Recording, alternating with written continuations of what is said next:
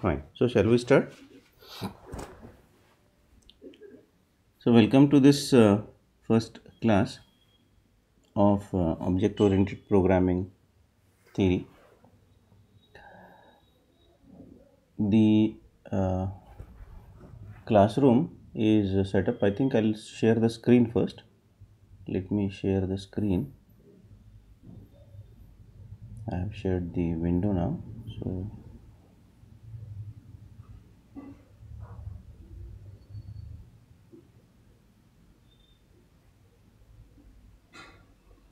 right. Hope that you are able to see the screen now. Yes, I think. So, in this class, I have put the activity information, course information about the course. So, we have written here the importance of the course. We have talked about that in the last class, I think. Yesterday we had that lab class in that. So, sixth module is different. You can let us go through that sixth module.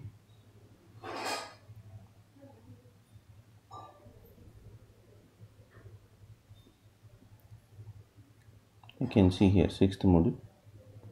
So, using object oriented programming for embedded electronic systems. So, this sixth module is different this year, and we are going to study this in a different way so as to get an understanding or idea about how C++ or object oriented programming is useful for uh, hardware related programming. Now, why to do hardware related programming? Because there are lots of hardwares which are people are making the systems smarter, and they are coming with newer products. Uh, so there is a requirement of programmers who know hardware.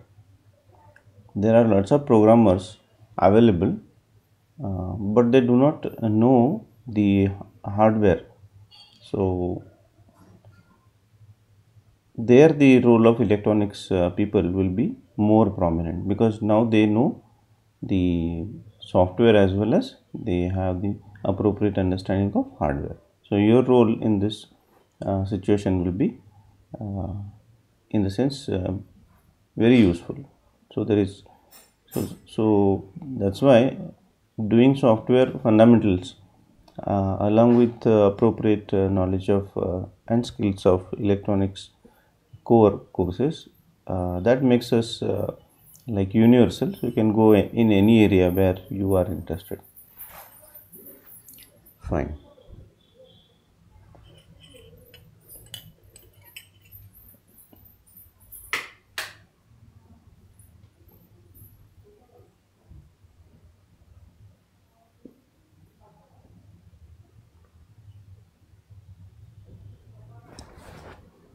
Fine.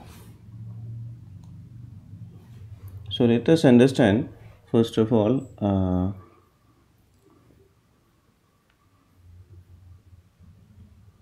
what is object oriented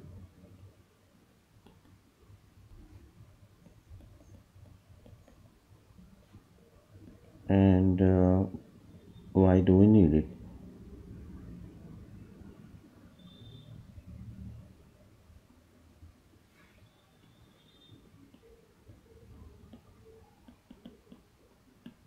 Okay, so shall we go with these questions first rather than how to use object oriented programming?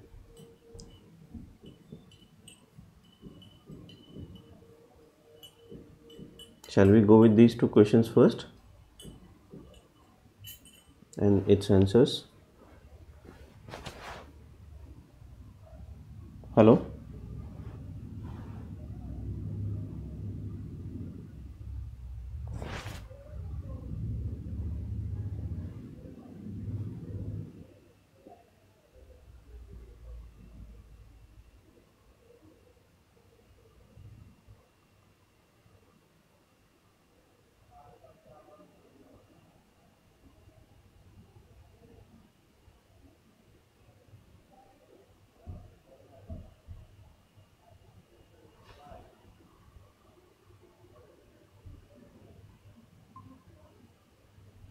Yeah, there was some break, I think, in the connection, but I hope.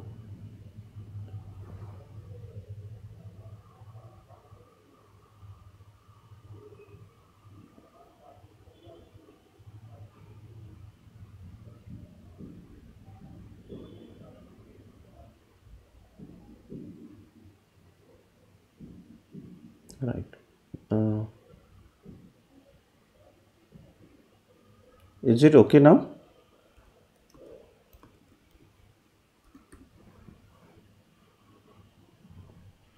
Okay, good. There was some net issue. Anyway, so we'll try to understand what is object oriented, but to understand this, we'll take a real life example. Suppose we go to an office, any office, and in case of any office, what we see is suppose if you take the top view of the office, we find that there are cupboards. Suppose this is the top view of the cupboard, another cupboard, one more cupboard, one more cupboard, and there is a person sitting here. There is a person sitting here. Maybe I'll show it like this.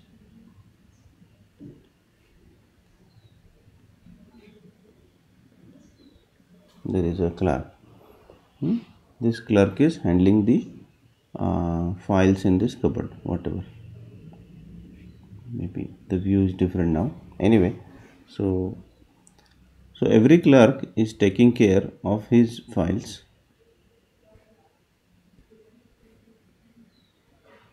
and doing the job. Right? This scenario we find everywhere. But if you use a conventional approach, suppose if you want to simulate this in a programming environment, and since you know C language, if you decide to use C language, now C language is called as a procedural language.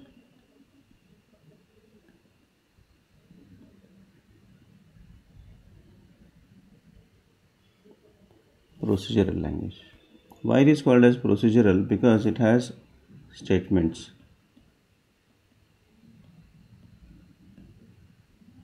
functions, and structures. Basically these two. And here statements and functions, we write one by one, and the program goes on executing. Maybe sometimes we have some loops, but otherwise it's a procedural.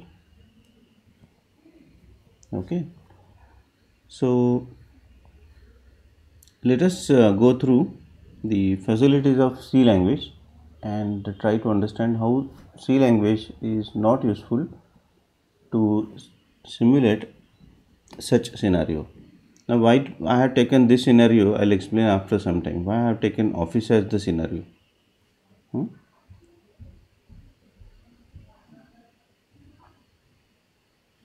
Right.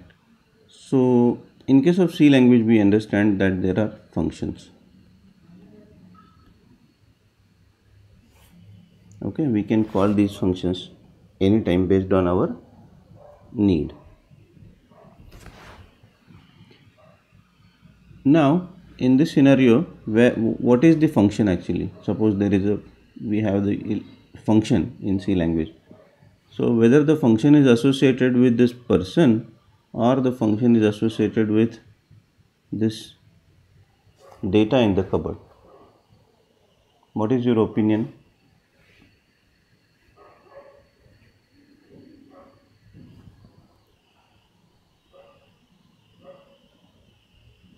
Whether the function is related with the person's logic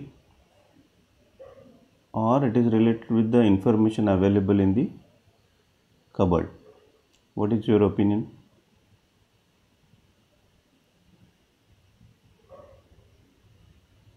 Hello. Uh,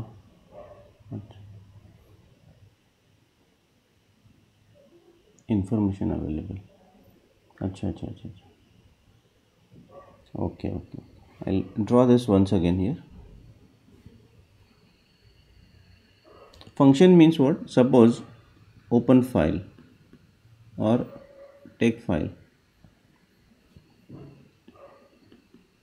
Take file. This is the function, and there is a procedure. So step 1 is get up from chair.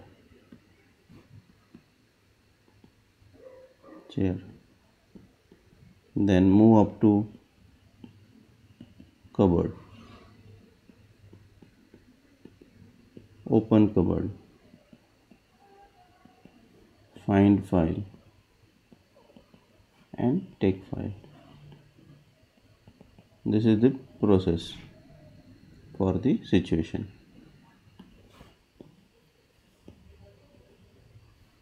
Are you getting this point? So this is a function, and this function is for taking the file. It involves some steps. So now tell me whether it is related with the person's brain or is it related with the data in the cupboard.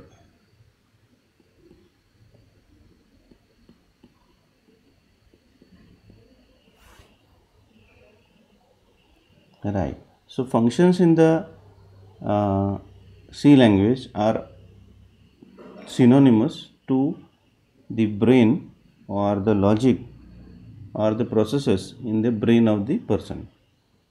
Everybody understood this? And there can be many functions. Right. And so this association we established. So functions in C language are synonymous to what goes in our brain, or our knowledge, our understanding, our not information, our logic. Okay. Now the question is what this is associated with in C language. So now we talk about the language. So from C language we have function. Functions means we have C language, then C language has functions. Function means this, and this means whatever goes in the brain. Now we know that this person has some information or cupboard. Now this cupboard is associated with what in C language?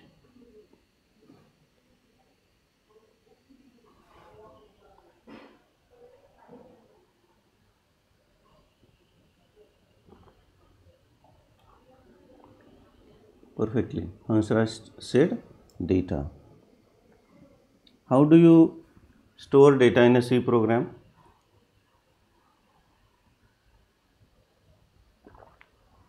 I said C program, not in hard disk. Because we are dealing perfect, Sakshi.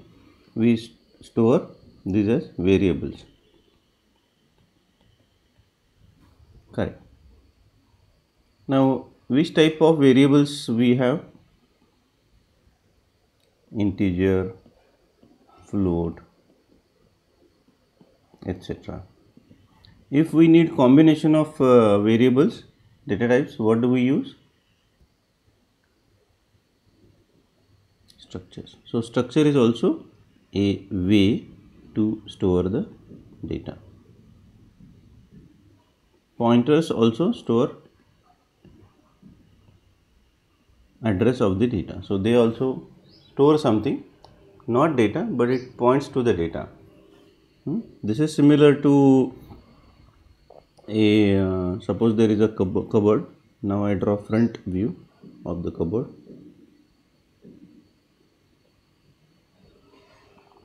And there are files here.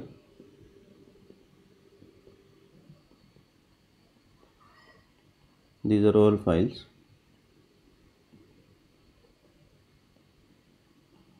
And somewhere on the wall, the person has written inward inward uh,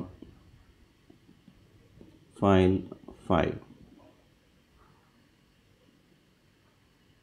not file 5, rack 2. Suppose he wrote it this way. What is the meaning? It means inward file is in rack 2. It means he has written the address. That inward file is in rack 2. Here the information, here the file is not there. Here this is not the file. Files are here, but the location of file is written here. So this is actually kind of pointer. So we come to the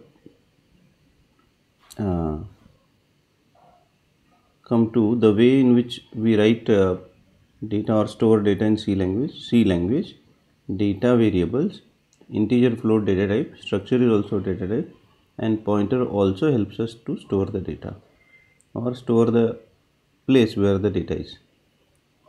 Everybody understood this much?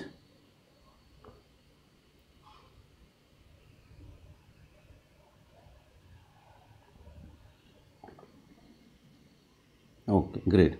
Now we will understand the problem which C language has, and because of which people started thinking of object oriented programming. And this is the major difference. Once we understand this, it becomes very easy to learn any object oriented programming or language in general. Right. Now what I do is I will duplicate the people. Right now we have one person and one cupboard. Now we'll go to situation where we have different cupboards.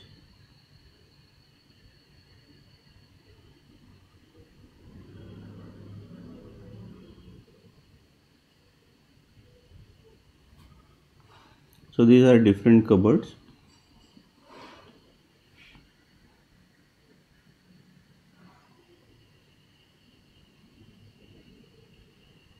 Now there are more number of people in the office.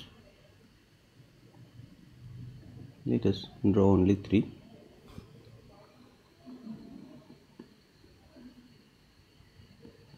So 3 people, 3 cupboards. Okay, let us name this as C1, C2, C3, and persons are named as P1, P2, P3. Okay, now we'll come to C language.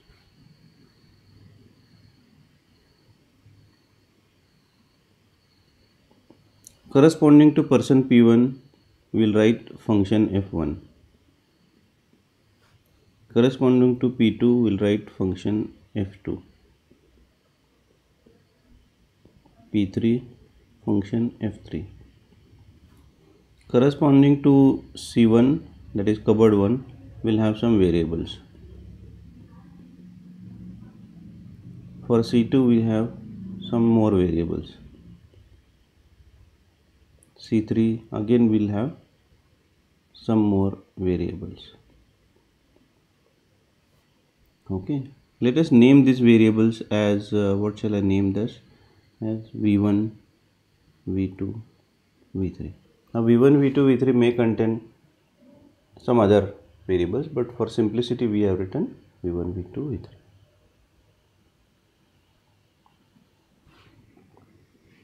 Right. Now, what are the types of variables in C language? There are 2 types of variables. One is variables in C. Well, I think we'll come to this point after some time, but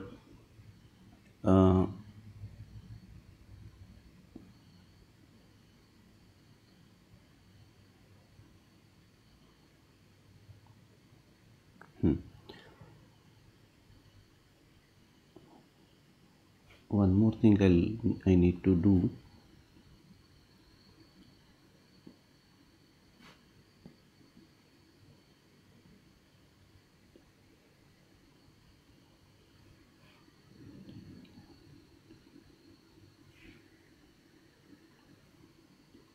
P1 has F11, F12. So P1 has more than one functions, F21, F22, means he has multiple operations.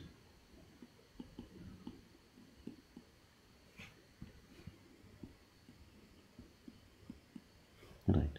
So person 1 can do multiple activities. Okay. Fine. So the variable v1, v2, v3, they can be stored as either local variables or global variables. Yes or no? Everybody agrees up to this point?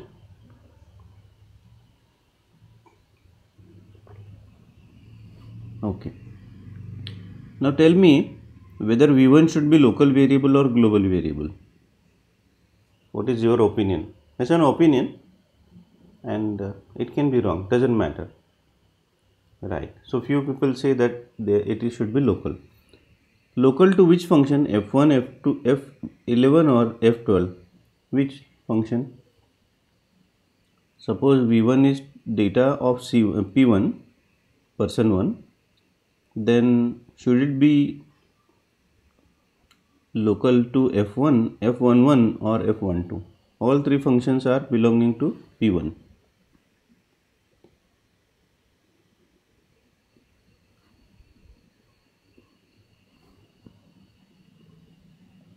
Suppose F1 is open, this is process V1. F11 also needs processing V1. For example, a file is there in cupboard. So taking the file, then processing the file is one more function. Keeping the function properly, keeping the file is again third function. So multiple functions are there on the same data. Multiple functions the person wants to do on the same data. Then what will you do? Then V1 should be global, because F1 also, F2 also, sorry, F11 and F12 also wants access to this. But as soon as you make V1 global, I repeat, this is very crucial. As soon as we make V1 global, I repeat again, as soon as we make V1 global, F2 also can have access to V1.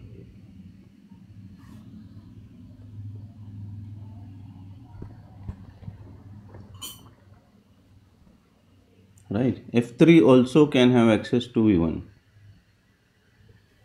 because V1 is global. Now what does it mean? It means this fellow can come and disturb something. This fellow can come and disturb something. Are you getting the point?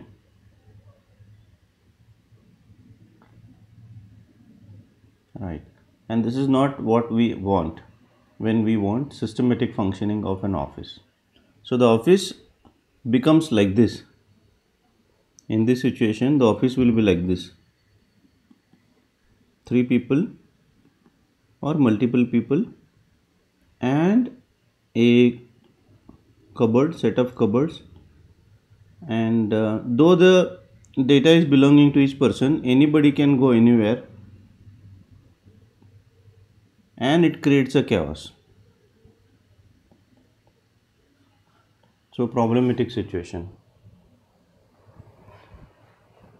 and this is what we do not want. Are you understanding? This is not how office works. Office works in a systematic way. That person having his own data, he processes his own data. He doesn't process some other's data. Yes or no? Did you understand the problem at least? how to solve is different thing. Okay, let me very quickly review this. We took a situation of an office, first thing. Then we talked about C language because we wanted to simulate this. Since we know only C language, which is procedural language, we try to understand that it has statements, functions, structures, and some facility of storing the data. Then we took one situation, one person, one person and one cupboard. Person related with the functions, and the data related with the variables. Okay, then we extended that to, then we thought about variables, functions and variables, and we understood that variables are of two types, local and global. If we make a function local, then it will not be accessible to other functions of the same person. Now this we don't want. We want all functions to access this variable. All functions of second person, this variable. All functions of third person, access to this. This is what we want. But to do this, we have to, all these we have to do global. Global. There is no other option in C language. Try to understand. There is no other option. Either you make it local or global. So we have to make it global. But as soon as we make it global, this fellow can access this. But this fellow also can access this. This fellow also can access this. And this is where the chaos will start. Did you understand the situation where how the C language is incompatible or not proper, not appropriate for simulation of such situations?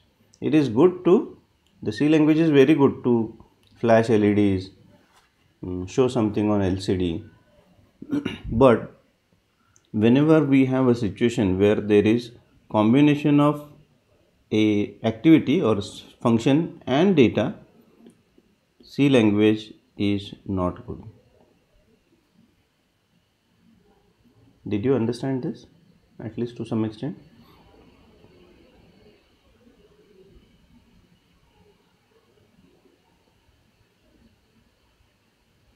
Right. What we are doing is we want to learn C++, but for that we need to understand the drawback of C language. Otherwise we will not learn C++. Therefore, we took a situation where if we want to simulate that situation through a C program, C language will be inappropriate to simulate that. That is what we studied. One more example we will take and then we'll take a pause. Suppose you want to, I think any question, if you have any question, please ask that. And then we'll take a pause. Now take one more example. We'll take 1 minute for queries. Do you have any query?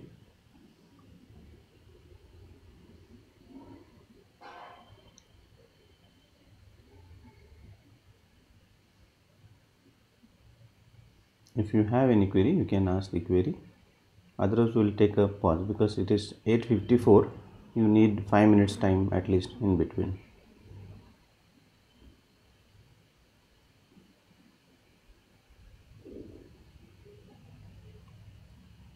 And in case you have any off time today, you can tell me so that we can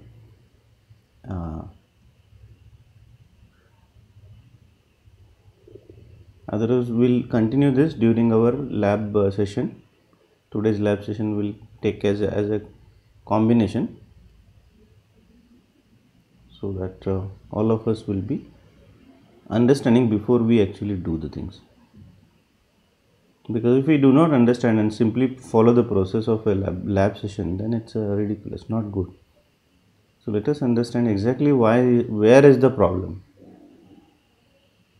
part of that we did today. So any query? If there is no query, we will take a pause.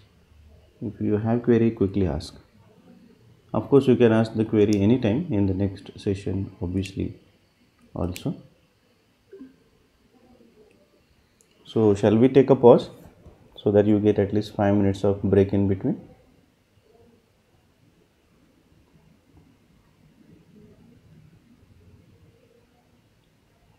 Okay, fine. So we will meet today as far as possible. We have a lab session. If all of us can come together, that's very good. But I'll discuss with Ninad and decide. He will convey you. So I think we'll take a pause. And thank you and have a nice day.